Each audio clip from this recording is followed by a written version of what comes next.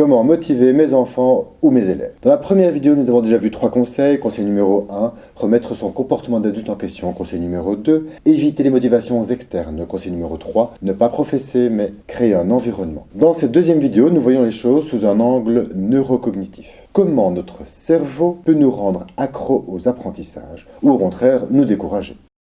SM ne veut pas dire sadomaso, mais bien système de motivation. Nous avons un fabuleux système de motivation chimique de notre cerveau. Notre cerveau opère selon 3 systèmes de motivation. Le premier, SM1, nous conforte dans notre sécurité.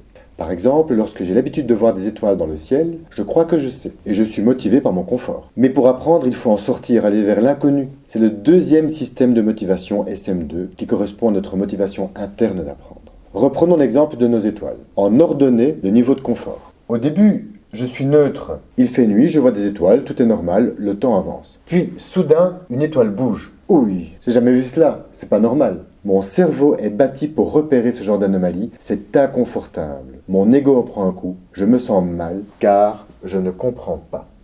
C'est à ce moment que j'ai besoin de sécurité. Alors, petit interlude pour les profs vicelards. Si vous voulez tuer toute motivation, c'est le moment rêvé pour faire une interro-surprise. Pour sortir de cet inconfort, je vais faire des efforts. Sors de cet inconfort, bouge ton huc et fais des efforts. Retenez bien ce mot effort. Mobilisation volontaire de forces intellectuelles pour vaincre une résistance. Alors je cherche, je questionne mes amis, je consulte le sorcier du village. Puis finalement, je comprends que ce n'est pas une étoile, mais la lumière d'un avion qui se déplace dans le ciel. J'ai trouvé Eureka. À ce moment précis, notre cerveau est content. Mais qu'est-ce qu'il se sent bien. Nous sommes en SM2, le deuxième système de motivation. Je sais que je sais. Comme c'est important d'apprendre de nouvelles choses pour survivre dans la jungle, notre cerveau libère de l'endorphine. C'est notre récompense chimique. C'est sa manière de nous dire, si tu fais des efforts pour apprendre, tu auras ta dose. Après un temps, l'endorphine s'en va et on oublie notre nouvelle découverte. On retourne au point neutre. Le bon élève alterne entre SM1 et SM2.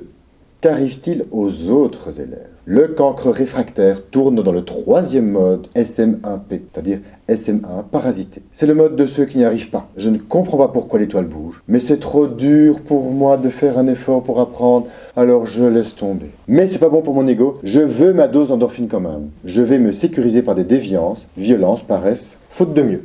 Donc, si je ne suis pas capable de faire un effort aussi longtemps, je vais arrêter d'essayer de faire cet effort. Je vais revenir en situation de sécurité. Mais comme je veux tout de même ma dose d'endorphine, je vais, par exemple, rabaisser quelqu'un pour flatter mon ego. Et temporairement, j'aurai un petit peu d'endorphine ici, SM1 parasité. Donc c'est très important de ne pas parasiter la motivation intrinsèque de vos élèves. Par exemple, lorsque vous leur donnez de l'argent parce qu'ils ont un beau bulletin, vous les amenez plutôt sur la courbe rouge que sur la courbe noire qui est vertueuse. La grande différence entre les deux courbes, c'est qu'avec la courbe rouge, je n'ai rien appris. Je n'ai pas fait d'effort assez longtemps que pour pouvoir apprendre, trouver que l'étoile qui bouge est un avion. Donc la durée selon laquelle je suis prêt à faire un effort est essentiel. C'est un indicateur de ma capacité d'apprendre. Au plus elle est longue, au plus je vais être motivé par un objectif lointain. Alors cette courbe de déstabilisation cognitive est très bien expliquée dans ce livre par un neuroscientifique, Daniel Favre.